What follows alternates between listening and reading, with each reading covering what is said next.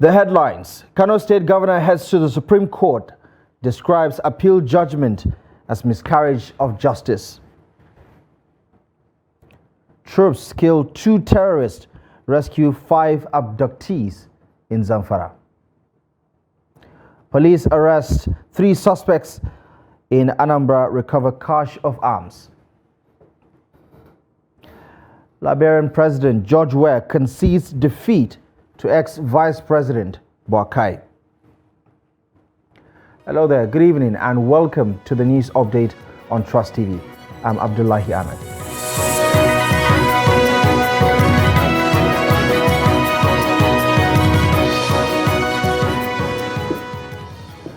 We begin in Kano as the state governor Abba Kabir Yusuf and the new Nigeria People's Party are heading to the Supreme Court to contest the verdict of the appeal court delivered on Friday in Abuja. Governor Yusuf revealed this on Friday night in a special broadcast made in reaction to the appeal court judgment that was described by the governor as miscarriage of justice. In his message, the governor called on the people of Kano State to continue to go about their legitimate businesses as the state government has taken all necessary measures to ensure the security of lives and property across the state as a cardinal responsibility. Abba assured the temporary setback will not deter his administration from its commitment to continue with laudable projects and programs targeted at restoring the lost glory of Kano State. According to the governor, instead, he will roll out more initiatives to deliver dividends of democracy to the citizens and residents of Kano. Staying with that story, the national chairman of the All Progressives Congress, APC, Abdullahi Ganduje, says the Kano State Governor Abba Kabir Yusuf, who was sacked by the appeal court on Friday, will still suffer defeat at the Supreme Court. The immediate past governor of Kano State made the remark while addressing newsmen at his residence in Abuja. Recall the appeal court sitting in Abuja on Friday upheld the verdict of the Kano State Governorship Election Petition Tribunal, which earlier nullified the election of Governor Abba Kabir Yusuf of the new Nigeria People's Party. The court declared that the APC candidate Nasiru Gawuna was the true winner of the March 18 governorship election in the state. The governor, while reacting to the appeal court verdict, expressed optimism that he would reclaim his victory at the apex court. But the national chairman of the APC, who was elated by the appeal court verdict, vowed that the APC candidate will still win at the Supreme Court. Staying with political developments, a faction of the new Nigeria People's Party has distanced itself from comments made by Yakubu Shandam, claiming he's not the party's official spokesperson and that his remarks on a potential merger with other parties do not reflect the party's position. In a statement issued on Saturday, NNPP National Chairman Dr. Major Agbo clarified that Abdusalam Abdurazak remains the party's duly recognized national publicity secretary. He said Shandam is not a member of the NNPP and is likely acting as a mouthpiece for Senator Rabiu Musa Kwankwaso's Kwankwasia group. Agbo's statement was a direct response to Shandam's recent remarks regarding a proposal by the People's Democratic Party candidate in the 2023 presidential election, Atiku Abubakar, for a merger among opposition parties to challenge the All Progressive Congress in the 2027 elections. Shandam had reportedly stated that the NNPP would only consider the merger if Atiku agrees to support Kwankwaso's bid for the presidency in 2027. Agbo dismissed Shandam's claims, emphasizing that Kwankwaso was expelled from the NNPP by the party's board of trustees back in August this year due to anti-party activities and other serious violations of party rules. He added that Kwankwaso is no longer a member of the NNPP and cannot be its candidate in the 2027 elections. Now, the leadership and members of the coalition of INEC accredited domestic election observers group has judged the just concluded Imo State governorship election as the most peaceful, free, fair and credible election ever conducted in Imo State. According to the observers, the election, which produced the incumbent Governor Hope Uzodinma, the flag bearer of the All Progressive Congress, as winner, undoubtedly went through a credible electioneering process with INEC and security officials maintaining fairness. Victor Kalu, the leader of the observer groups, stated this while addressing journalists in Owerri, the Imo State capital, shortly after INEC declared Uzodinma the winner of the polls.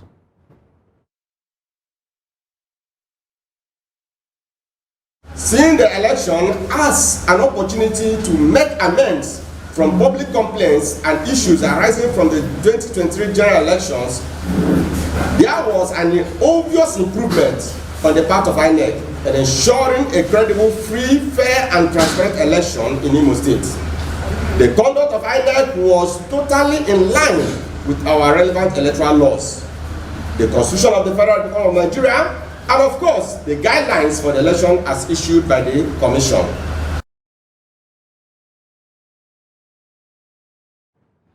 Away from politics to security now, in an intensified clearance operation against terrorists and bandits in northwest Nigerian states, troops of the Joint Task Force in Northwest, Operation Hadarin Daji, have neutralized 2 terrorists and rescued 5 abducted citizens in Zamfara.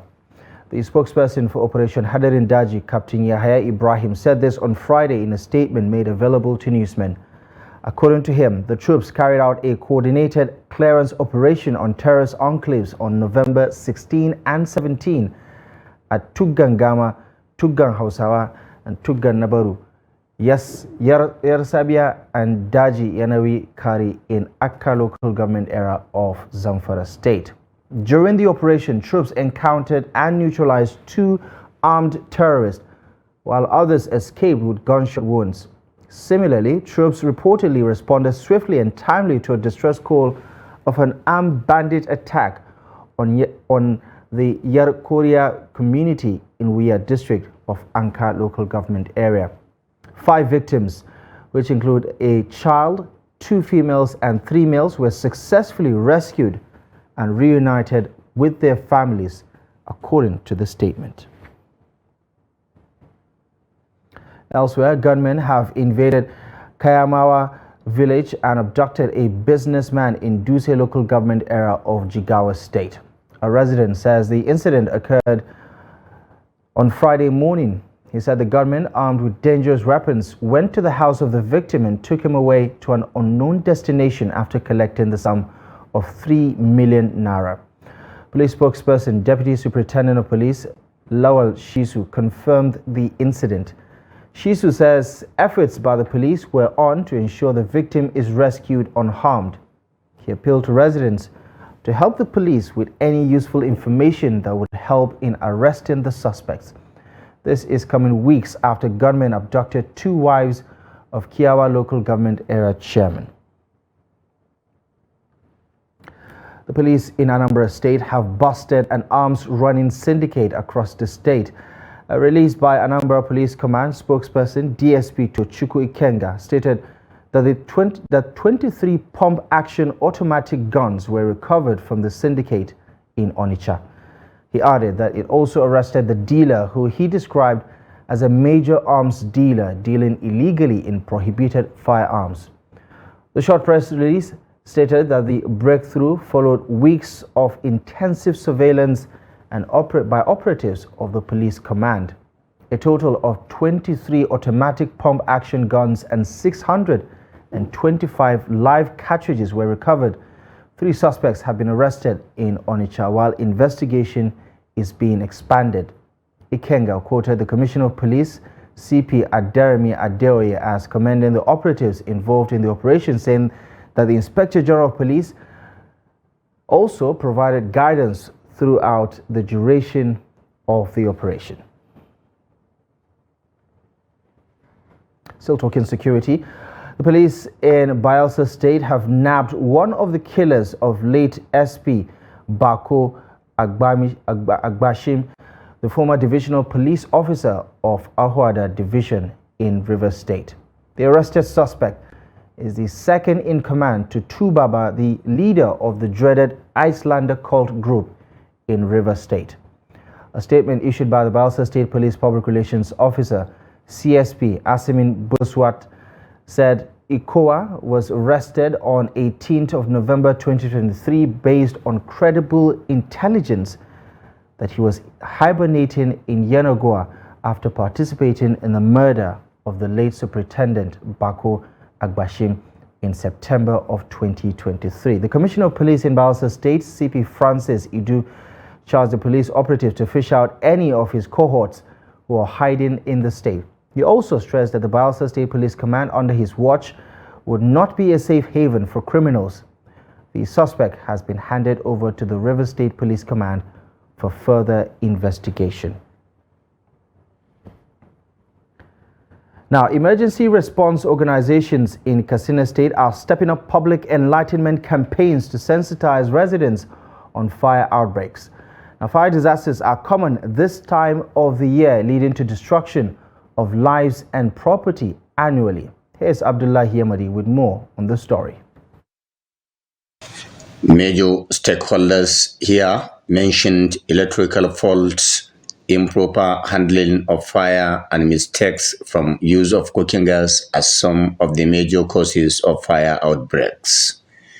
Residents are sensitized on the best ways to handle equipment and what to do during emergency situations. Experts say every season comes with its risks, and Harmattan is not an exception.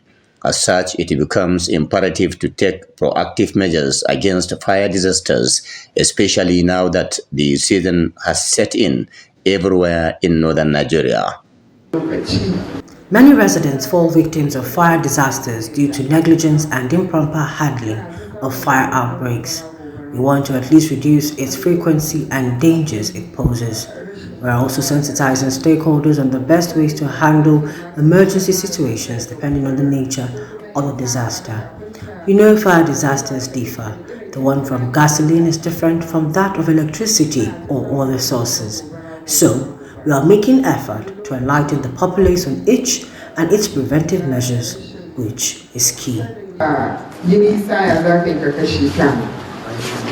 Emergency response organizations in Katsina have issued warnings and are given assurances that they are ready to respond to any disaster in the event of any eventuality.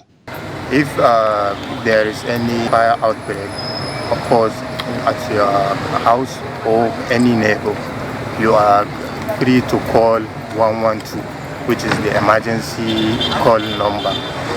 That when you dial it without even having a SIM card in your phone, you can reach 112 to report any emergency case.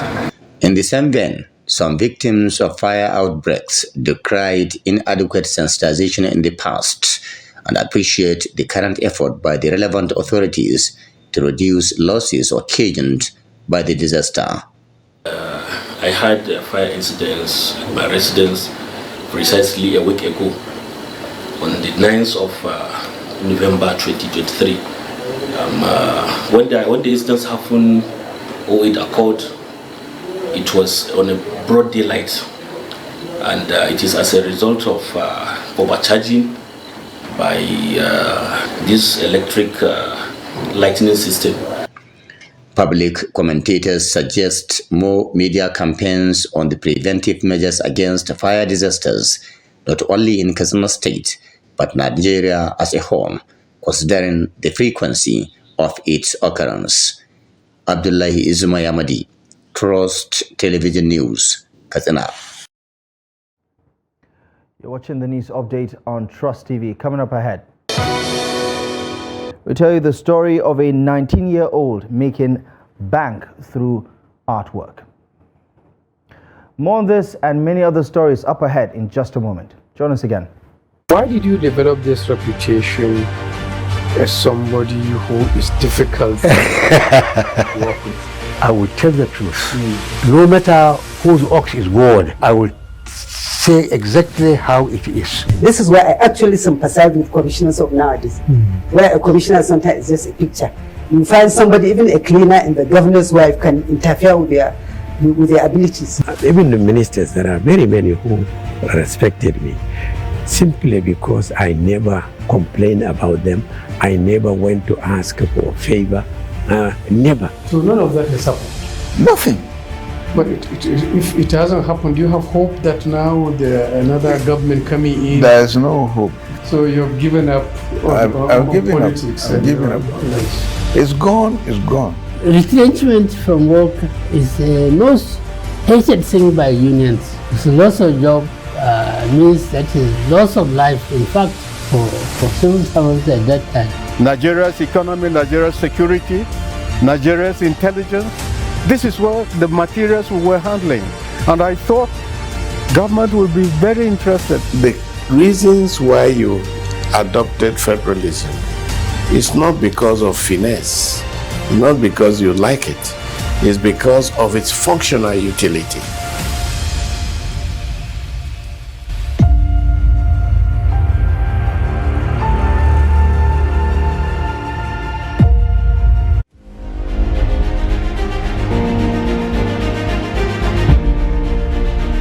As night falls in Abuja, the city's dark side comes to life.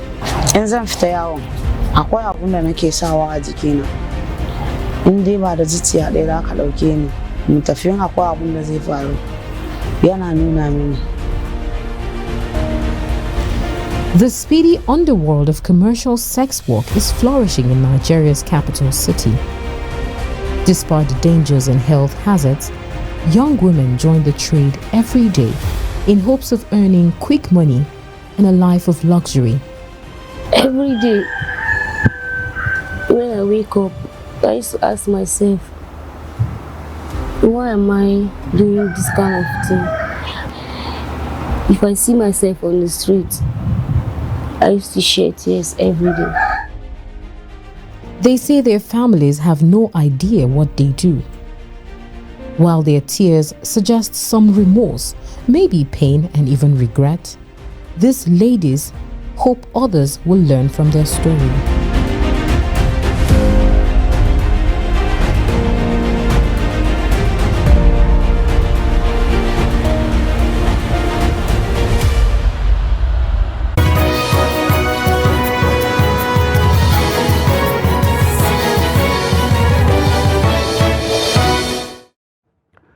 Welcome back to the news. Here's a quick reminder of our top stories. Kano governor heads to the Supreme Court, describes appeal court verdict as a miscarriage of justice. Troops kill 2 terrorists, rescue 5 abductees in Zamfara. To other stories now, the Code of Conduct Bureau says it has arraigned the chairman of the Kano State Anti-Graft Commission, Muhi Magaji, on a 10-count charge before the Code of Conduct Tribunal in Abuja. This is contained in a statement by the head of press at the Code of Conduct Bureau, Veronica Katu, which was made available to newsmen in Abuja on Saturday.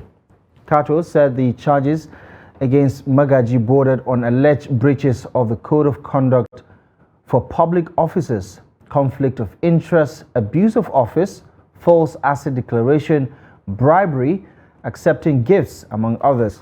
She says that Magaji was arraigned before the tribunal on Thursday, and Katu said investigation shows the existence of undisclosed bank accounts to the tune of 394 million naira, thereby raising suspicion of corruption.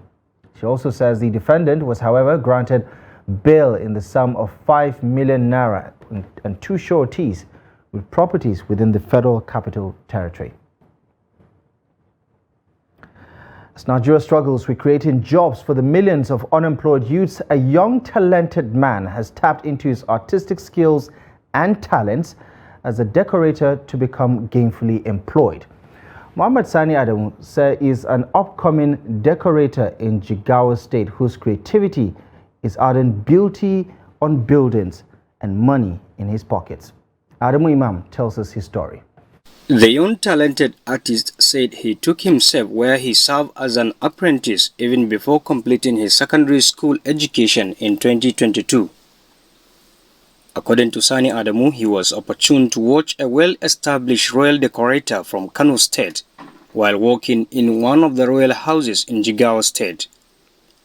Mohammed said he developed a keen interest in the art decoration process and presented himself to join the trend to help his immediate family and others as well. Lokacin da na faro na aiki ina makaranta ta ina SS3 ina cikin wannan SS3 Allah ya kawo wannan mai gidana. I started this work with passion when I was in SS3 secondary school, while God blessed me and I joined my master in Royal Traditional Designs.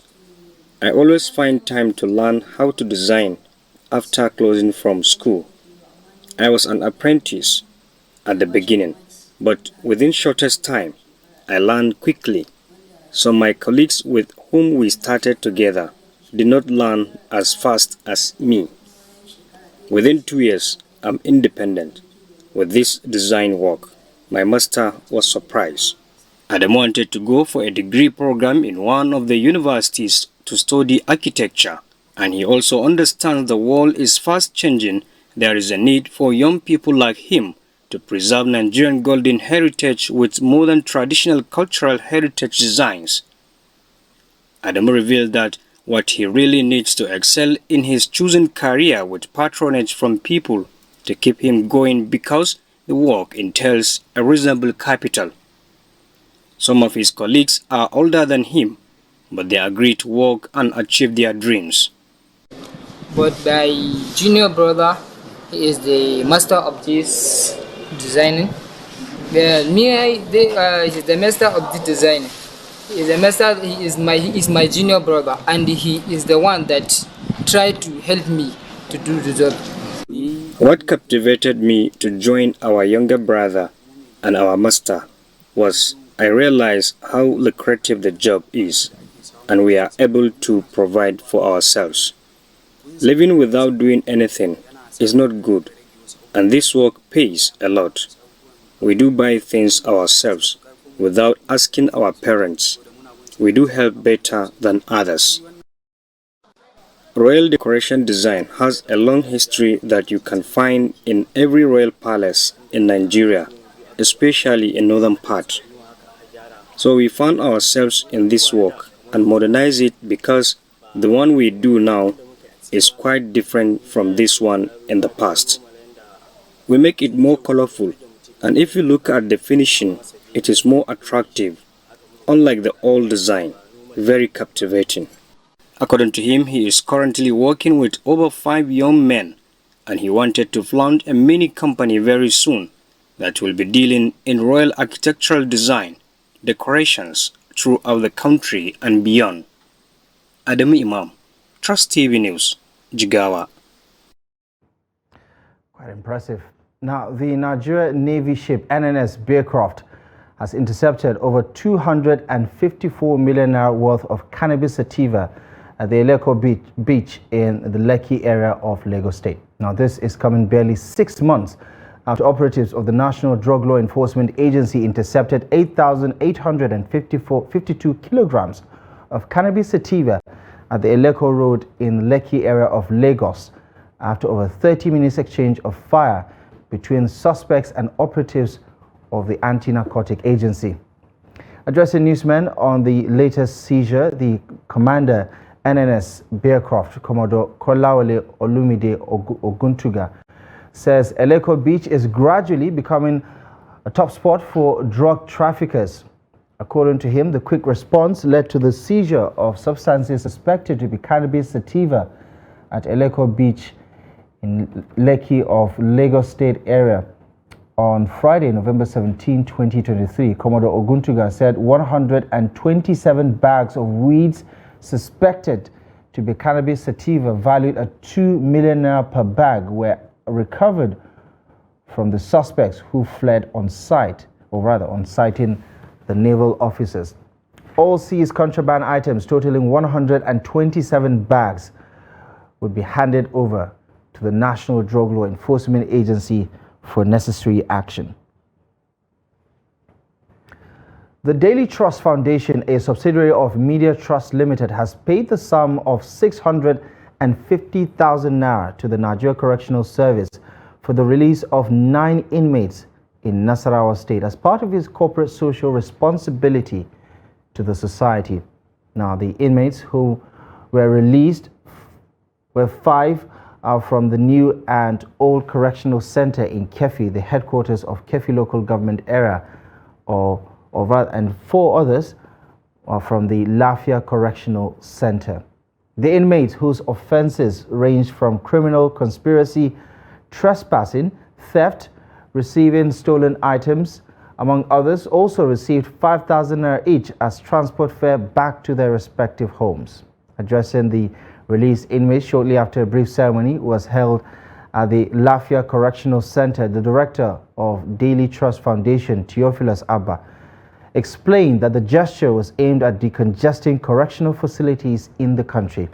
He added that the foundation was able to secure the release of 9 inmates because most of them had minor cases which requires the payment of fines. The director of the foundation, however, urged released inmates to desist from any form of social vices that could bring them back to the correctional center as inmates. Responding, the controller of the correctional center in Nasarawa State, Yunusa Ada, applauded Daily Trust Foundation for paying the fines of the inmates in Nasarawa State and for rendering humanitarian services to them. To international developments now, Liberia's president and football legend George Weah has conceded defeat to opposition leader Joseph Boakai after a tight presidential runoff, saying it was time to put national interest above personal interest. The latest and nearly complete results show Boakai leading with nearly 51% of the votes in Liberia, which is Africa's oldest republic, founded by freed American slaves. He said CDC party has lost the election, but Liberia has won. The 78-year-old Boakai lost to George Weah by a large margin in the second round presidential vote back in 2017. With more than 99.5% of the polling stations reporting vote tallies after Tuesday's second round vote, Boakai had garnered 50.89% of ballots cast, according to the Election Commission. Boakai was 28,000 votes ahead of George Weah, according to Friday's figures. The two finished neck and neck in the first round of the election last month with a national lead of just 7,126 votes for the president, George Weah. Well, that's it. You're up to date with the latest news stories at this hour. Feel free to check back later for more news stories. But for now, follow us across our social media platforms to catch up with more content and visit trusttv.com for the latest news. My name is Abdullahi Ahmed. Thank you for your time and we'll see you later.